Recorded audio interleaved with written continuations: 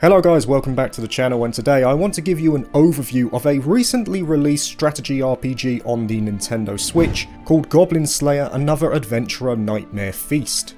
I want to thank both Red Art Games and Daredrop for reaching out and sponsoring the video. The game is now available digitally on the Nintendo eShop with a physical standard and collector's edition available through Red Art Games directly. Check out my link in the description for more details.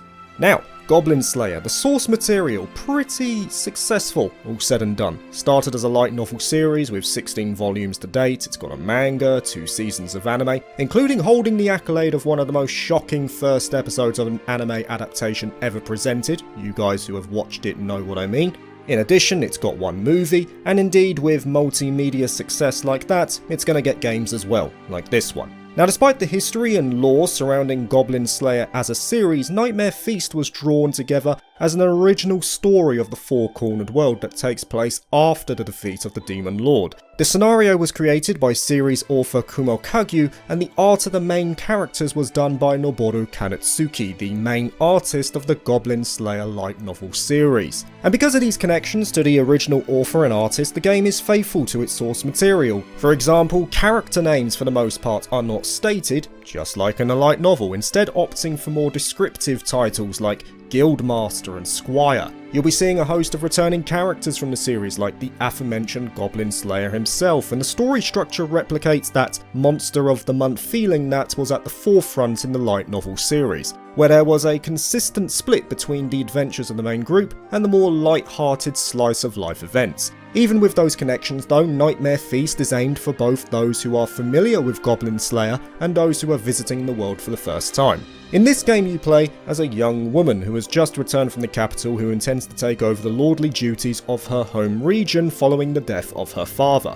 One of those duties involves becoming the town's guildmaster. Now, the guild itself has little in the way of adventurers, and when an urgent missive comes in regarding goblins in the nearby castle, you have to sort it out yourself. The guildmaster soon discovers a mausoleum below the castle, and soon after awakens a pure-blooded vampire noble. The two form a contract of sorts where the vampire agrees to assist the guildmaster on the ensuing adventure.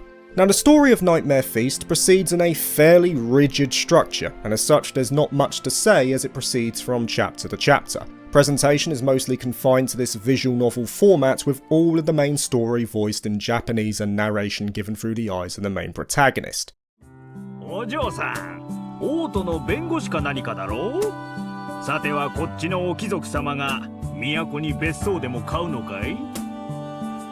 いえ、そういうわけでは。お仕事はお仕事なのですけれどね。Dialogue and events will proceed until a battle begins.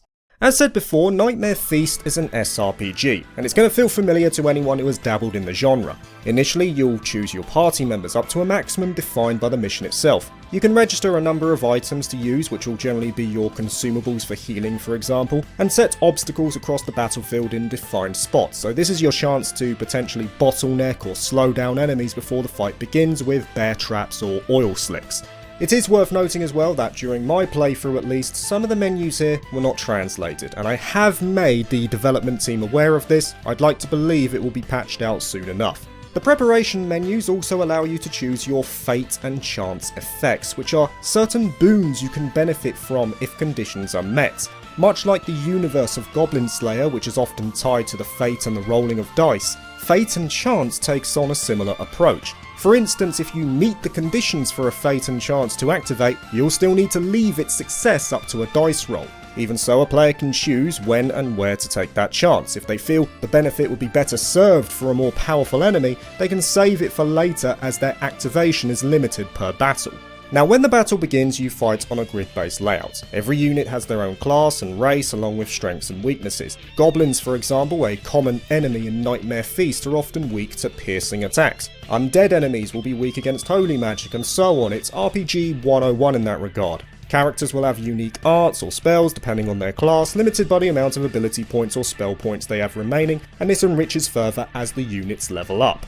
Nightmare Feast, like many of its ilk, also places importance on terrain advantages and positioning. Attacking from behind increases damage dealt and accuracy, as does using higher ground. Players can freely amend the direction a unit is facing during their turn, and characters have one movement and one action per turn that can be used in whatever order the player wishes. So you can attack first and move out of danger immediately after, or vice versa. Positioning in particular though does become an important part of Nightmare Feast's gameplay, as friendly fire does exist. For instance, a spear-wielding unit has the ability to attack an enemy 2 spaces away, but will not be able to hit said enemy if a friendly unit is in the way.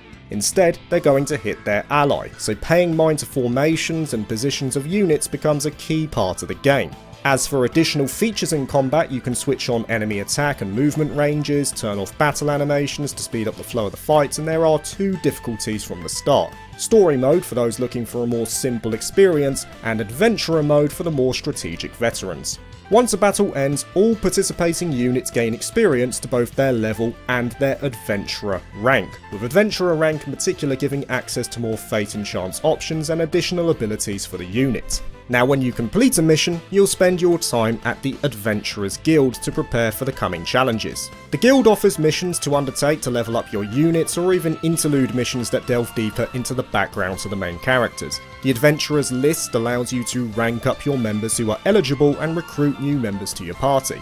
The workshop is where you buy new equipment. Every unit has 4 slots, those being a weapon, offhand, armor, and accessory. You can also use the workshop to enhance current items if you need a more cost-effective method to upgrade a unit. The only exception to equipment management is Goblin Slayer himself, who you are only able to buy accessories for. His main weapon, offhand, and armor, however, remains the same the entire playthrough, as befitting the source material.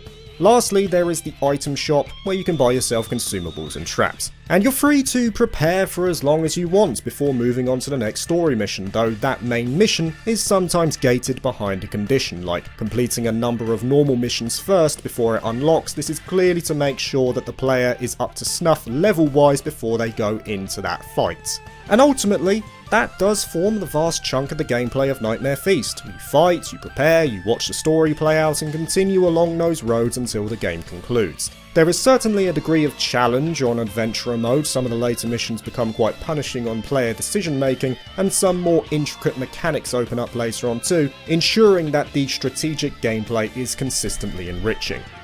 But all in all, that is it guys, that is your brief overview of Goblin Slayer Another Adventurer Nightmare Feast. I hope it's given you a bit more clarity on the features, the gameplay loop, and the story if you choose to purchase it yourself. That decision, of course, ultimately lies with yourself whether you choose to purchase it or not. Like I said at the beginning of this video, the game is available digitally on the Nintendo eShop, but you can purchase a physical version directly from Red Art Games. A standard and collector's edition are available, so check out my link in the description for more details.